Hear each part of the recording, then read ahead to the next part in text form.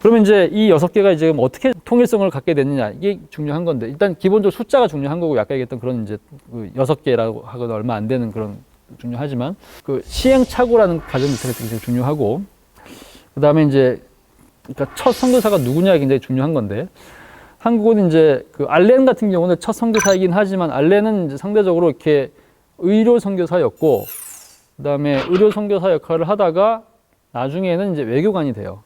이제 미국 공사관에 들어가서 처음에는 의사였다가 나중에는 서기관이 되고 심지어는 나중에 공사가 돼요. 그러니까 대사가 되는 거죠. 드라마에 나오죠. 한국에서 그렇게 하고 그 다음에 미국 가가지고 이제 미국에서도 그 대사관 그 역할을 하고, 그러니까 상대적으로 이렇게 선교사 역할을 좀 부실하게 했다고 할 수 있죠. 제일 잘한 거는 이제 그 민영익을 치료해가지고 한국에 이제 의료 선교가 시작될 수 있도록 한 그 기능은 굉장히 중요한 기능인데, 그게 어떤 면에서 선교사의 유일한 역할, 그 이외에는 주로 이제 공무원 역할을 했다고 할 수 있습니다. 그 다음에 들어왔던 선교사가 언더우드인데, 언더우드가 굉장히 중요한 역할을 했다고 할 수 있습니다. 이런 통일성을 만드는데. 그러니까 이제 예를 들면 이런 거예요. 언더우드가 이제 처음에 한국에 들어와가지고 1885년 들어왔는데, 들어와가지고 6년 만에 이 사람이 이제 안식년을 가요. 근데 안식년을 이제 어디로 가냐면 이제 미국으로 갑니다. 근데 원래는 총각으로 들어왔거든요. 총각으로 들어왔는데 조금 지나고 나서 이제 자기보다 나이가 많은 누나 선교사가 이제 들어와요. 싱글 선교사가. 이제 의료 선교사였어요. 그 누나 선교사 호튼이라 그러죠. 그 누나 선교사랑 결혼을 합니다. 그래서 부부가 됐어요. 호튼이 굉장히 몸이 안 좋아요. 건강이 안 좋기 때문에 이 호튼이 이제 시카고 출신이고, 그다음에 이제 이 언더우드는 뉴욕 출신입니다. 그래서 이제 가가지고 먼저 시카고를 가가지고 있는데, 북장로교회 이제 신학교 중에 당시에 메이저 신학교는 프린스턴 신학교라고 이제 뉴저지에 있는 학교인데, 시카고에 조금 변방 신학교에 이제 매코믹 신학교라고 있습니다. 근데 그 매코믹 신학교에서 가가지고 이제 연설을 하죠. 한국이라는 나라가 지금 불붙었다.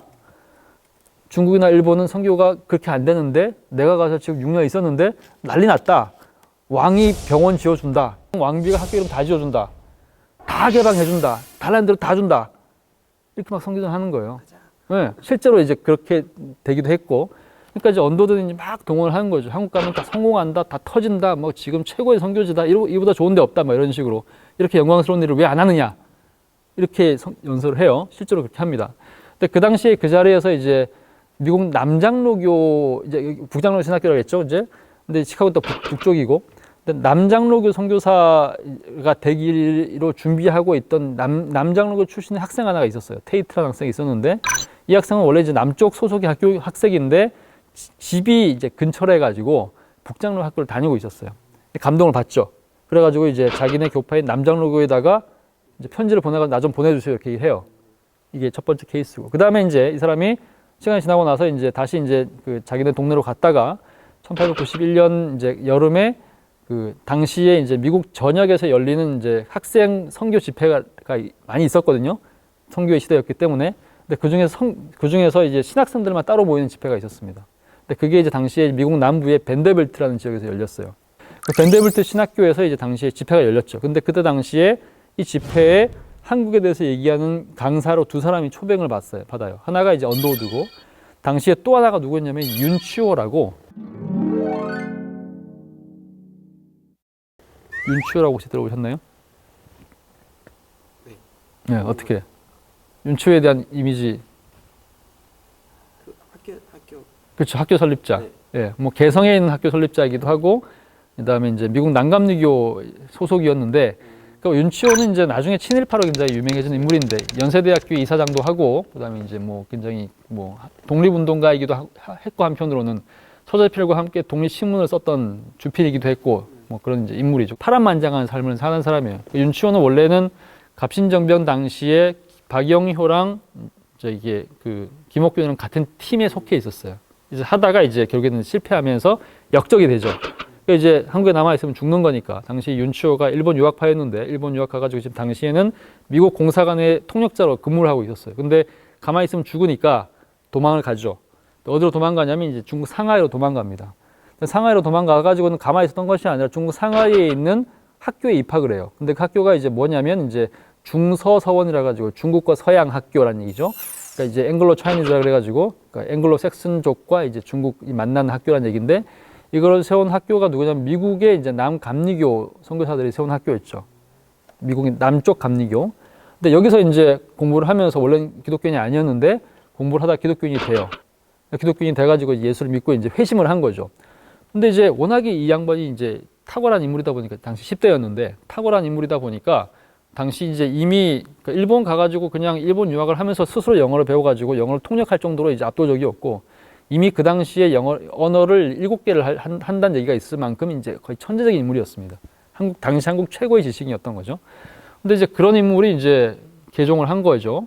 그 다음에 이제 배경도 빵빵하고 그러다 보니까 선교사들은 늘 뭘 생각하냐면 어쨌든 간에 자기가 떠나고 나면 자기를 계승할 수 있는 현지인들에 대한 일종의 양육에 대한 그런 부담들이 늘 있죠. 근데 윤추호가 기가 막히잖아요. 윤추호를 미국으로 보내요. 그래가지고 자기네가 이제 공부했던 학교로 보냅니다. 그게 이제 미국 남부의 벤더빌트 대학이죠. 근데 이 학교가 이제 미국 남감리교에서 세운 학교예요. 근데 이제 어쨌든 여기 가지고 공부를 해요. 학부에 들어갑니다. 신학과 공부를 들어가죠. 근데 여기서 공부를 정말 잘해가지고 뭐 공부도 정말 잘했고 그 다음에 또 이렇게 뭐 심지어는 학생회장 이런 것도 하고 나름대로 잘 나가죠. 그리고 이제 공부를 끝내고 나서 공부를 더 하고 싶어가지고 이제 요청을 하니까 그러면 학교로 옮겨라 그래가지고 에모리 대학 가가지고 그때부터 인문학 공부를 합니다. 그래가지고 두 학교에서 지금 공부를 하고 있는 이제 한국 최초의 이제 미국 남부 유학생이죠. 최초의 미국 유학생은 서유 견문순 6일준이고 남부에선 최초가 윤치호예요.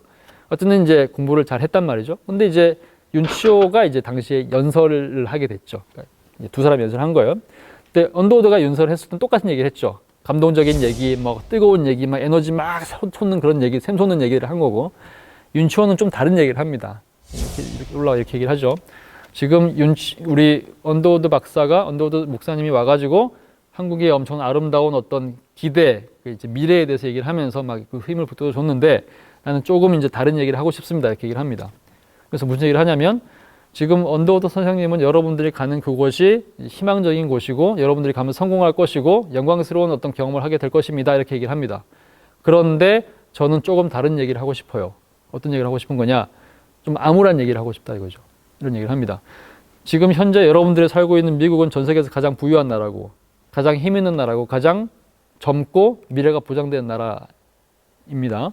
여러분들이 지금 여기서 이제 신학생들이니까 이제 졸업을 하고 목회자가 되면 미국에 있는 좋은 여러 중산층 교회에 가가지고 나름대로 안정적인 연봉을 받으면서 안정적인 생활을 하고 당시 미국은 나름대로 그런 생활을 할 수 있었기 때문에 사람들로부터 큰 존경을 받으면서 살 수 있을 겁니다.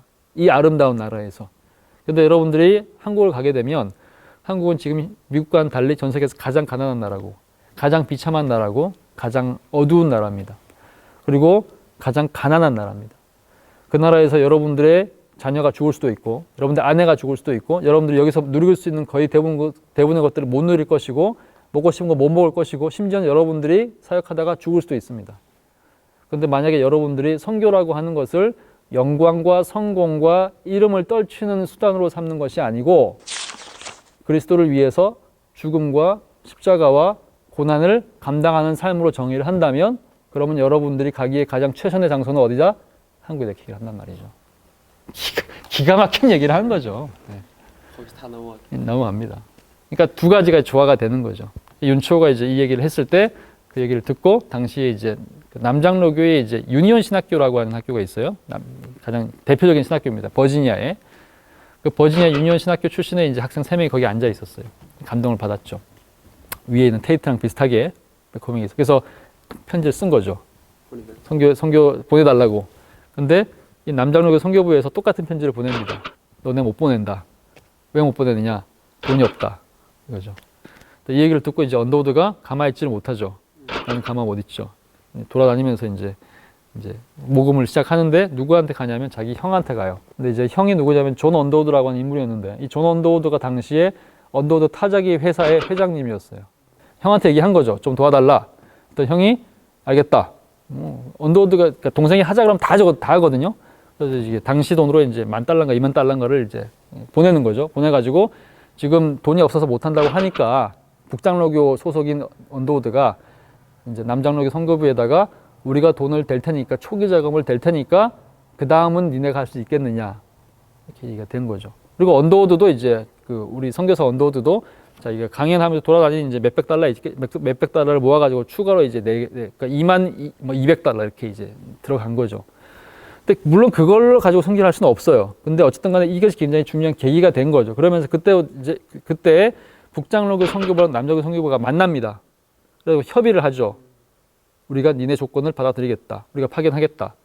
근데 이게 아무것도 아닌 것 같은데요. 그냥 한 사람의 어떤 공헌을 얘기하는 것 같은데 이게 얼만큼 중요한 일이냐면 실제로 미국에서 남부와 북부는 원수입니다. 왜 원수냐? 남북전쟁 있잖아요. 그러니까 북한과 남한 관계랑 비슷하다고 생각하시면 돼요. 그런데 처음으로 만났죠. 누구 때문에? 원도도 때문에. 이렇게 해가지고 한국에 남장로교 선교사들이 1895년에 들어오게 돼요.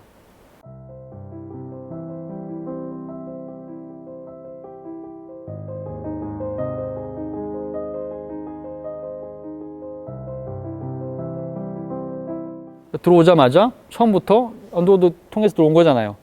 그렇죠. 연합돼서 북장로 선교사들로부터 지원을 받으면서 한국에서 활동을 하거든요.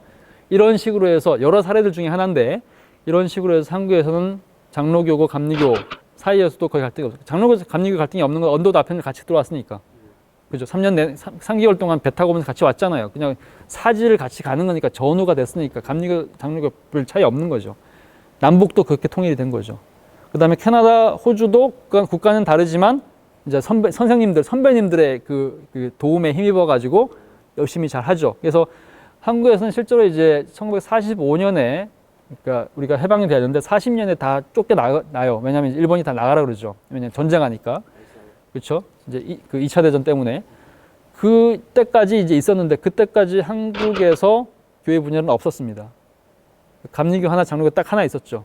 한국 장로교 하나, 한국 감리교 하나. 선교사들은 지금 6그룹이었잖아요.